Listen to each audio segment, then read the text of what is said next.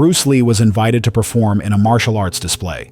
The organizers of the event had planned on him being a gimmick, but what happened next left everyone stunned. The polished wooden floors of the Hamilton Pavilion glowed under the stage lights, and a row of martial arts banners fluttered slightly in the light breeze from a ceiling fan overhead. The crowd shuffled in slowly, murmuring with polite anticipation. It was March 1966, and the San Francisco Martial Arts Display, a mid-level exhibition put on by the Pacific Coast Martial Federation, was preparing for its biggest turnout yet. This year, organizers had added something a little different to the program. Something, or rather, someone, they hoped would sell more tickets. Bruce Lee read the hand-drawn poster at the entrance, star of the upcoming TV series The Green Hornet. See his lightning-fast skills live. Backstage, Bruce Lee stretched silently, unnoticed by most of the performers around him. His movements were fluid and effortless, more like a dancer warming up than a fighter. At just 25 years old, Bruce was still a name spoken with curiosity, not reverence. He hadn't yet shocked the world with Enter the Dragon, or launched Jeet Kune Do into public consciousness. In fact, most of the martial arts community viewed him as more of a television novelty than a serious practitioner. To them, he was a flashy face, invited to the display purely as a gimmick, and many of the older masters in the back rows made no effort to hide that opinion. It was clear that they didn't have much respect for a man they just assumed was a TV star. One of them, a stern-eyed Shotokan sensei named Masaru Watanabe, watched Bruce with folded arms. "This is what martial arts has become," he muttered to a fellow instructor.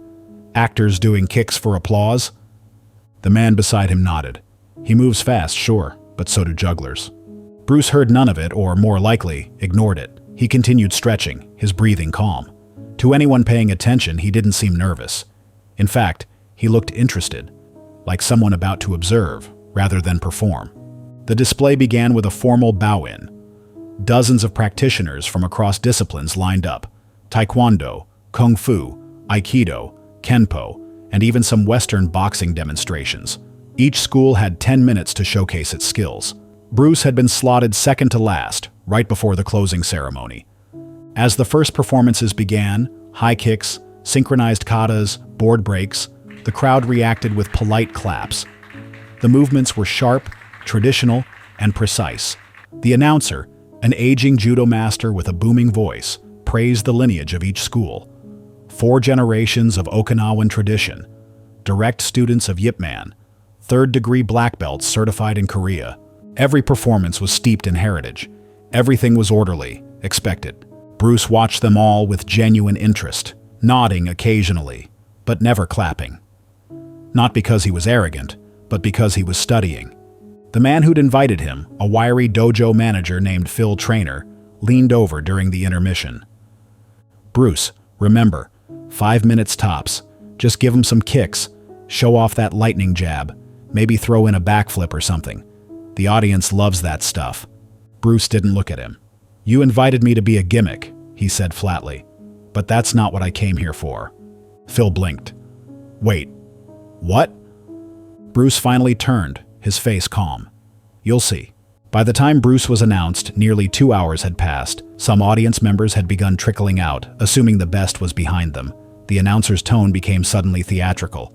And now, straight from Hollywood, the man with the fastest hands in television, Bruce Lee. Scattered applause followed. A few teenagers in the back who recognized him whistled. Bruce stepped onto the floor, wearing a plain black kung fu uniform. No fancy colors, nothing flashy. He stood in the center of the floor. For a few long seconds, he said nothing. Then he addressed the audience, not in a shout, but in a calm, measured voice that carried to the far corners of the gym.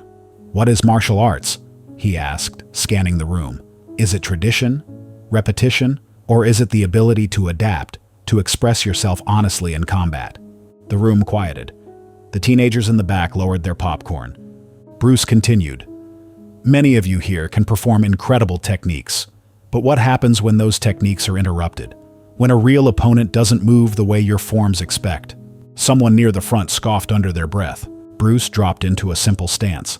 "Rather than tell you, I'd like to show you." He turned to the audience. "If anyone would like to spar, light contact, controlled, come forward. Any style." For a moment, There was awkward silence. Sparring wasn't part of the program, and certainly not in front of an audience. But then a young karate brown belt stepped forward, perhaps seeing an opportunity to score some attention. Bruce bowed. The man bowed back. The match lasted 5 seconds. The karateka moved in with a textbook step-in punch. Bruce shifted, parried, and tapped his opponent's chest before the man had even completed the movement. There was no injury, just confusion. The man blinked, realizing he had been stopped mid-flow. Polite applause followed. Another volunteer stepped forward, this time a taekwondo practitioner. The outcome was the same, but faster. Then came a third, a boxer. Bruce adapted effortlessly to each style, moving with such speed that the audience began murmuring. They leaned forward in their seats. Even the skeptical masters were now watching closely, their arms no longer folded. But Bruce wasn't mocking his opponents. Each time he sparred, he finished with a bow, then turned back to the crowd and explained what had happened. This punch came from the shoulder. He didn't rotate his hips. That's why it lacked speed. This kick was beautiful but predictable. I saw the chamber before he launched. This guard, he nodded to the boxer, is strong in the ring, but against a foot sweep, it leaves the base vulnerable. He was teaching, not taunting. A stillness settled over the gym. What happened next, one onlooker would later write, was unlike anything I'd ever seen. It stopped being a performance. It became a lesson, one that humbled every fighter in that room. Back in the shadows, Masaru Watanabe stood with arms at his sides, no longer frowning. He watched as Bruce moved with clarity, speed, and, most surprisingly, respect. Bruce turned again to the crowd. Martial arts is not about following a script. It's about finding the truth in movement. You cannot predict your opponent. You must feel them. React without thought. That's the essence of combat. He invited one final challenger.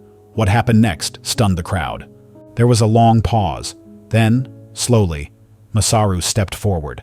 The room held its breath. Everyone assumed he was going to challenge Bruce, to test this young man who had just dismantled every technique placed in front of him.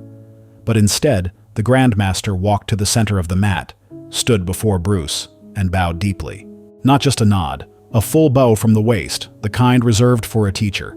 Then he spoke quietly. I had forgotten why I began martial arts. Thank you for reminding me. The silence that followed Grandmaster Masaru's bow seemed to stretch out across the gym like a held breath. No one moved. No one whispered. Even the kids in the back, who had been giggling earlier during board breaks and spinning kicks, now sat wide-eyed. Bruce returned the bow slowly, his expression one of calm gratitude, not pride. What had started as a gimmick had turned into something no one had expected, least of all the organizers. The whole room had been left in shock. Up on the balcony, Phil Traynor stood frozen. He had initially booked Bruce as a promotional afterthought, meant to be flashy filler between the real displays. He'd imagined the audience might cheer a little, maybe get a laugh or two out of Bruce's speed. But now, people weren't cheering. They were reflecting, listening, learning. And just like that, the entire energy in the room shifted. Masaru turned to the audience and raised his voice. This young man has demonstrated something that many of us forget. Speed and power mean little without understanding. Forms mean little without feeling. We become rigid when we stop questioning. And when we stop questioning, we stop growing. Another master, this one from a kung fu school, stood up and applauded slowly. Then another followed. Then the entire front row. It wasn't the roaring ovation of a stadium rock concert. It was more meaningful, a slow-building rising applause, the kind that came from recognition and respect. Bruce stood motionless, bowing his head once again in humility. The announcer, unsure of how to follow the moment, returned to the microphone with a shake in his voice. Ladies and gentlemen, thank you, Bruce Lee. Bruce stepped down quietly, returning backstage as others filed out. He moved through the narrow hallway, past stunned performers and instructors who parted to let him pass. Some nodded, some gave small bows.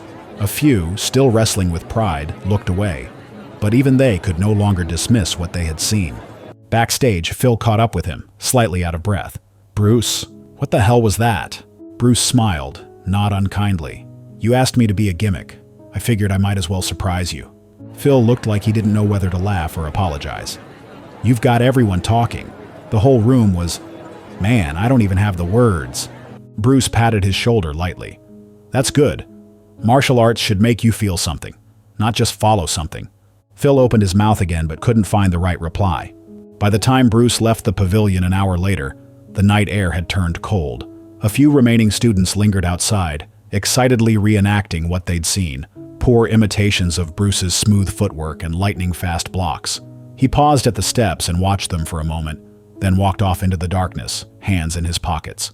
The next morning, the San Francisco Examiner ran a short column buried near the back pages. It wasn't a big feature, but it left an impact.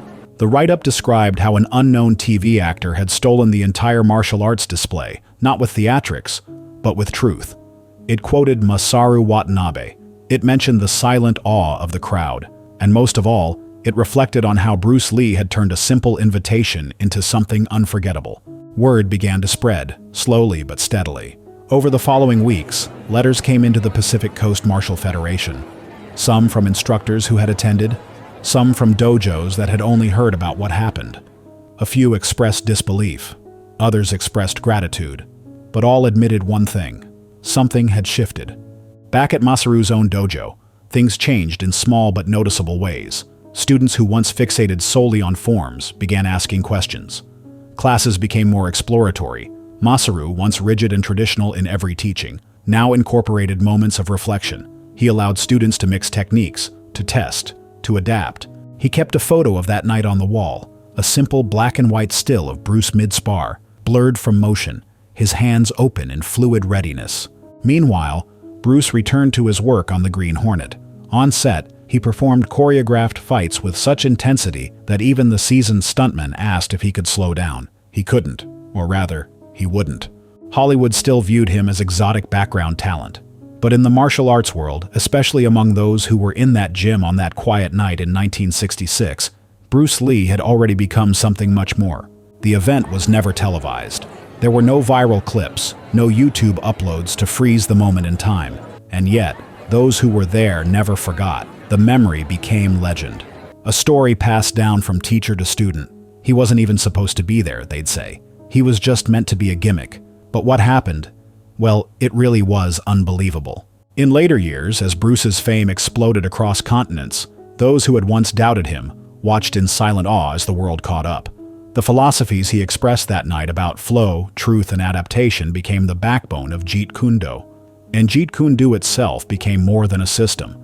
It became a challenge to the very idea of systems. One afternoon, nearly a decade later, a former student from the San Francisco event visited Masaru's dojo. He had moved cities, changed careers, but had never forgotten that moment with Bruce Lee. He brought his son along with him, a shy teenager with a fascination for martial arts, but little confidence. "Do you still talk about that night?" the man asked. Masaru smiled. "We don't just talk about it, we live by it." He motioned to the wall. The boy looked up at the photo of Bruce Lee, frozen mid-movement. "Is that really him?" the boy asked. Masaru nodded.